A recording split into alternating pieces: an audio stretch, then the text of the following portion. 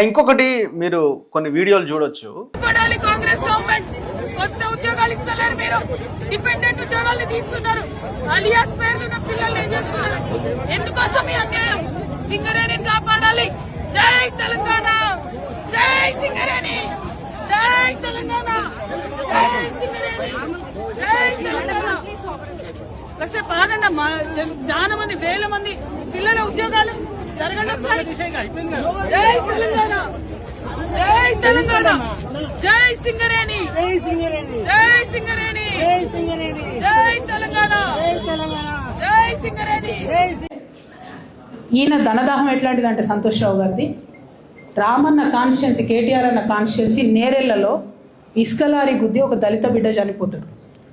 సరే, దాని మీద పాపం అక్కడ ఆ రోజు అందరు యాజిటేషన్ చేస్తే ఈయన సంతాన అడ్వాంటేజ్ ఏంది, ఇక్కడ కూర్చుంటాడు కదా సార్ దగ్గర, సీఎంఓలకి వెళ్ళి ఫోన్ చేసి అక్కడ ఉన్న పోలీసు వాళ్ళందరినీ ఒత్తిడి పెట్టి 7 దళిత బిడ్డల్ని కొట్టినరండి. 3-4 సార్లు 3rd డిగ్రీ వేస్తే ఇలా 7 కుటుంబాలు కూడా వాళ్ళు ఎందుకు కూడా ఏ పని చేసుకోలేనటువంటి పరిస్థితులలో ఆ దళిత బిడ్డలు ఉన్నారు.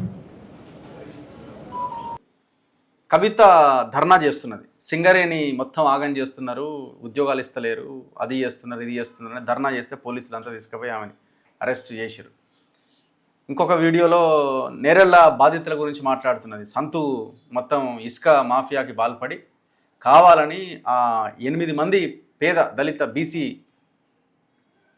వాళ్ళని ప్రజలని కొట్టి, అంటే ఆ యువకులని కొట్టించిర్రు, 3rd డిగ్రీ ప్రయోగించారు 3-4 సార్లు అని చాలా ఆవేదనతో, చాలా బాధతో ఆమె చెప్తున్న మాటలు మీకు ఎట్లా కనిపిస్తున్నాయి? ఒకవైపు సింగరేణిలో అరెస్టు, ఇంకోవైపు నేరెళ్ళ బాధితుల గురించి ఆమె అందుకోవడం.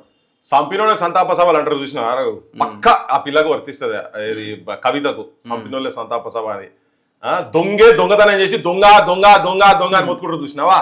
ఇగో ఇవి పర్ఫెక్ట్ గా సూట్ అయ్యేది కవితకు సూట్ అవుతాయి.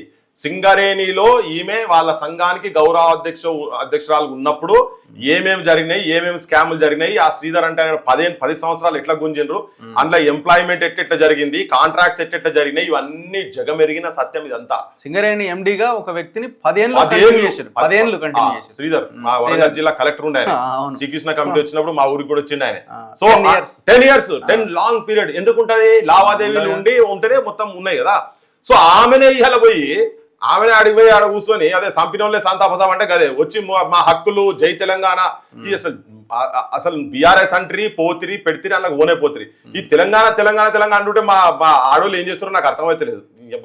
ఆ పిల్ల వచ్చి బయటకు కవిత వచ్చి అది చేసిన అన్ని వాళ్ళు వేయాలి. ఇప్పుడు ఆమెనే వచ్చి శ్రీరంగ రీతులు చెప్పినట్టుగా జైల్లో ఇప్పుడు రేవంత్ ములాఖాత్ అయి ఉన్నది. రేవంత్ ములాఖాత్ అయినా కూడా ఆమె తిరగనిస్తున్నాడు బయట, ఎందుకంటే ఇంట్లో బయటకు వచ్చే తిట్టుకుంటూ తిరిగితే అయిపోతుందని. ఇప్పుడు ఆమె మీద కూడా ఉన్నాయి కదా ఈ అవినీతి అన్ని, మొత్తం ఆమె మీద ఉన్నాయి కదా. అసలు ఎట్లా తిరగనిస్తాం మరి, ఆమె మీద కూడా కేసులు కావాలి కదా. వీళ్ళిద్దరు ములాఖాత్ అయ్యారు, భూములు జాగాలు వీళ్ళకి అన్ని ఉన్నాయి, లావాదేవీలు అన్ని ఉన్నాయి కాబట్టినే తనను బయట దిప్పుతున్నారు. అక్కడ ఒకవేళ లేకుంటే లిక్కర్ దాంట్లో అయితే డైరెక్ట్ ఢిల్లీ జైలుకి పోయి వచ్చింది కదా తన. ఆమె వచ్చి ఇలా బయట చెప్పుడైంది, నేరెళ్ళ విషయం ఆమె మాట్లాడుతున్నారు. ఇది ఎక్కడిది, ఏం దుస్సాహసం ఇది? ఇన్ని రోజులు నువ్వు ఆడనే ఉండి దాంట్లో అన్నిట్లలో భాగస్వామ్యం అయ్యి, మళ్ళీ ఇది జరిగింది ఎప్పుడు 2014 to 18 మధ్యలో జరిగిన ఇన్సిడెంట్ ఇది. ఫస్ట్ గవర్నమెంట్ మళ్ళీ గవర్నమెంట్ వచ్చింది, మళ్ళీ నువ్వు పదవులు తీసుకున్నావు, మళ్ళీ తీసుకున్నావు. అసలు తెలంగాణలో ఏ మహిళకు రానటువంటి ఇంపార్టెన్స్ తనకు వచ్చింది. అసలు ఈమెకు ఉద్యమంతో సంబంధం లేదు, కానీ ఈమెనే కేసీఆర్ మొత్తం తీసుకుపోయి ప్రొజెక్ట్ చేసి పెట్టి పార్లమెంట్ కు పంపించే, కౌన్సిల్ కు పంపించి ఒకసారి ఓడిపోయి ఎక్కడ లేని ప్రొజెక్షన్ తమిళనాడులో వాళ్ళు డిఎంకే వాళ్ళు ఇచ్చినట్టుగా ప్రొజెక్షన్ తీసుకుపోయి పెడితే నువ్వు చేసిన అన్ని ఫాల్తు పనులు, చిల్లర పనులు ఊర్లల్లో సారారాని అని అంటున్నారు. ఇలా కవితని ఏమంటలేరు. వాళ్ళు ఏమనుకుంటారు, ఈమె తిరుగుతుంటే పాపం ఏషం గీసం అన్ని మారిస్తే కొత్త ఏషంతో వస్తే నమ్ముతారు అనుకుంటారు. ఏష భాషలు ఎన్ని మారినా కానీ వెనకటి కర్తలు ఎక్కడ పోవు, వెనకటి చరిత్రలు ఎక్కడ పోవు. సో అవన్నీ జనం లోపల రిజిస్టర్ అయి ఉన్నాయి. ఈమె కొత్త రూపాలు పట్టుకొని వస్తే ఎవరు చూసినా కానీ అరే ఢిల్లీలో చేసిన కథలు మాకు తెలివయా అన్నట్టుగానే ఉన్నది. ఏదో పైసలు ఇచ్చి ఇప్పుడు ఏదో డ్రామా నడుపుతున్నారు. దానికి ఏంటంటే గవర్నమెంట్ కూడా వెనకాల ఉన్నది. ఆమె నేరెళ్ళ ఇన్సిడెంట్ సంబంధించినటువంటి ఎన్నిసార్లు మొత్తుకొని వాళ్ళ దగ్గరికి పోయి, ఆ కుటుంబాల దగ్గరికి పోయి, ఈవెన్ ఇంట్లో కూడా ఇంటర్వ్యూలు చేసి, ఎన్ని వాటి మీద ఉద్యమాలు చేసి, ఇది ఎక్కడి ఘోరం లారీలతో నొక్కించడం ఏంటంటే, ఇవాళ పోయి అన్ని అయిపోయిన తర్వాత ఇవాళ వచ్చి ఈమె అయిపోయిన పెళ్లికి డప్పులు కొట్టినట్టు వీళ్ళు వచ్చి చేసిన పనే వీళ్ళు. ఇవాళ తను వచ్చి మా సంతు చేసిండు, మా సంతాన చేసిండు, ఆయనే సంతాన చెప్పిండు. చేసిండు, రామన్న కాన్స్టిట్యున్సీలా రామన్న పెద్ద ఉత్తముడు, సంతాన పెద్ద లంగా, మీరంతా పెద్ద ఉత్తములు మీరంతా, మా సత్యహరిచంద్రుని పిల్లలు మీరంతా, అయ్యా అంతే పిల్లలు అంతే, అంత మొత్తం లంకల పుట్టిన రాక్షసులు అని చెప్పని కేసీఆర్ బొచ్చడు సార్లు చెప్తుండే ఆంధ్రల గురించి. ఇవన్నీ రాక్షసులు, ఆయన రాక్షసే, మీరు రాక్షసులే, తెలంగాణను దోసుకున్న దోపిడి దొంగలు వీళ్ళు. ఇవాళ వచ్చి ఆమె వచ్చి నువ్వు నేరెళ్ల గురించి మాట్లాడేది ఎక్కడ? అసలు వాళ్ళకు ఉంటే ఏదో మూతి పని రాలగొట్టాలి ఆ నేరెళ్ళు బయటకు వచ్చి. ఎన్నిసార్లు వీళ్ళు వాళ్ళకి ఇప్పటికి న్యాయం జరగలే ఇంత పోలీసు వాళ్ళ మీద కూడా ఏం జరగలే. అడ్వకేట్ తో సహా మొత్తం అందరినీ కొని అవతల పడేసినారు. వ్యవస్థ అనొద్దు కానీ వీళ్ళందరూ కలిసే ఉన్నారు కదా. కవిత ఎక్కడికెళ్ళి వచ్చింది? ఊహిస్ కవిత ఆమె ఎట్లా చెప్తుందంటే ఏదో నేను మొన్నటిదాకా తుపాకీ పట్టుకొని నేను ఆశక్కనో లేకుంటే స్వర్ణక్క దగ్గర ట్రైనింగ్ పొంది వచ్చినా, నేను అడవిలోకెళ్ళి వచ్చినా, నేను ఇప్పుడే బయటకు వచ్చినా, నేను జనం తరఫుకెళ్ళి నేను ఉండి కొట్లాడాలి, తుపాకీ సరెండర్ చేసి బయటకు వచ్చి నేను కొట్లాడిన అన్నట్టుగా మాట్లాడుతుంది ఆమె. ఇట్లా పట్టుకొని ఒకటే పెట్టి సింగరేణి హక్కుల గురించి మాట్లాడుతుంది ఆమె, నేరెళ్ల గురించి మాట్లాడుతున్నది. వామ్మో. ఇప్పుడు ఆమె చెప్తున్నది ఇంకోటి ఏంటంటే మేమంతా బీటీయా యూటీ ఎవరో బీటీ ఎవరో మరి అవతల బీటీ అంటారా? యూటీ అంటే ఏంది? బీటీ బ్యాచ్ మేమంతా చాలా నిఖార్సైన ఉద్యమకారులము, అవతల ఉన్న వాళ్ళంతా వేరే బ్యాచ్. 2014కి ముందు మా ఆస్తులు ఎంతున్నాయో ఇప్పుడు ఎంతున్నాయో మీరు లెక్కలు కట్టుర్రి. వాళ్ళకి అందరికి ఫామ్ హౌస్లు వచ్చినాయి, అది వచ్చినాయి, ఇది వచ్చినాయి అని చెప్తున్నారు. అసలు ఈమెకు కూడా అసలు అట్లా కాదు. కవిత అనట ఆమె అమెరికాలో ఏం పని చేసేది?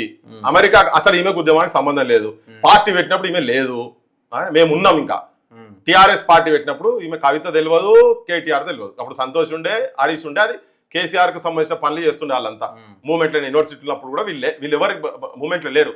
తర్వాత వచ్చింది ఇదేదో మంచిగా పూలు కాస్తున్నాయి, దీనికి మంచిగా ఇక కొప్పులో పెట్టుకుందాం అన్నట్టుగా వచ్చింది ఆమె. వచ్చింది అట్లనే పైసలు కూడా అట్లనే సంపాదించుకున్నది కదా, వచ్చే పైసలు సంపాదించుకున్నది ఆమె. వచ్చిన తర్వాత చేసిన పని ఏంది? మంగళ షాపులు పెట్టుకున్నది ఆమె.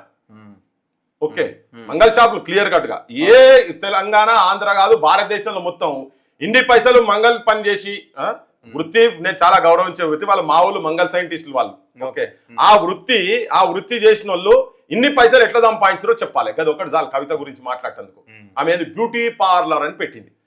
శ్రమ దోపిడి, అది కూడా అలా పనిచేసే వాళ్ళంతా మనోళ్ళే. దానికి ఓ పెద్ద కథ పెట్టి, అది పెట్టి, ఇది పెట్టి, ఆడి దుకాన్లు పెట్టి వీళ్ళ పొట్టగొట్టిరు.